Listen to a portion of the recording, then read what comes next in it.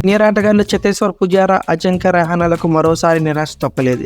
స్వదేశంలో ఇంగ్లాండ్తో టెస్ట్ సిరీస్లోనూ వారికి అవకాశం దక్కలేదు. ఇటీవల రంజీ ట్రోఫీలో డబుల్ సెంచరీ సాధించిన పుజారాపై కూడా సెలెక్టర్లు నమ్మకం ఉంచలేదు.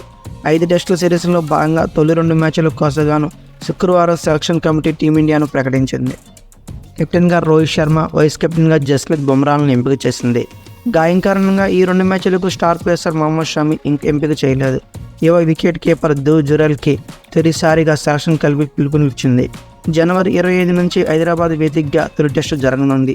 అలాగే ఫిబ్రవరి 2 నుంచి 6 వరకు గాను విశాఖపట్నం వేదికగా సెకండ్ టెస్ట్ జరగనుంది. అయితే స్టార్ పేసర్ మహమ్మద్ షమి గాయం నుంచి ఇంకా పూర్తిగా కోలుకోలేదని 2 మ్యాచ్లకు అతను ఎంపిక చేయలేదు. అతని ఫిట్నెస్ను బట్టి మిగతా మ్యాచ్లకు ఎంపిక చేయాలా వద్దా అనే నిర్ణయం తీసుకున్నది. వికెట్ కీపర్ ధ్రువ్ జురెల్ని తొలిసారి జాతీయ జట్టు ఎంపిక చేసింది. బ్యాటింగ్లో విరాట్ కోహ్లీ, యశస్వి జైస్వాల్, శ్రేయస్ అయ్యర్, కేఎల్ రాహుల్, కేఎస్ భరత్, ధ్రువ్ జురెల్ ఉన్నారు. అలాగే సిరీస్ జరిగేది భారత్ వేదిక కావడంతో ఏకంగా 4 స్పిన్నర్లకు జట్టులో చోటు కల్పించింది. రవిచంద్రన్ అశ్విన్, రవీంద్ర జడేజా, అక్షర్ పటేల్, కుల్దీప్ యాదవ్లను ఎంపిక చేసింది. వైస్ కెప్టెన్గా జస్ప్రీత్ బుమ్రాతో పాటు మహమ్మద్ సిరాజ్, ముఖేష్ కుమార్, ఆవేష్ ఖాన్లు పేస్ దళాన్ని నడిపించనున్నారు.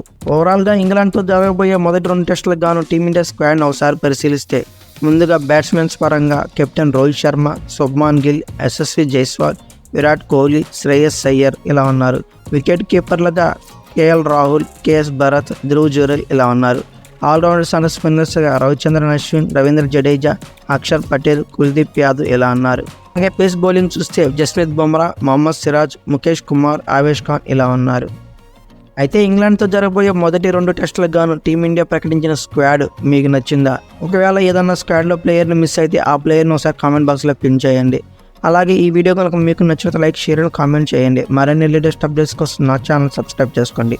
అలాగే బెల్ ఐకాన్ కొడితే మాత్రం మర్చిపోకండి. ఎందుకంటే అప్లోడ్ చేసిన ప్రతి కంటెంట్ మీకు రీచ్ అవ్వాలంటే ఖచ్చితంగా బెల్ ఐకాన్ నొక్కాల్సిందే. Thank you for watching.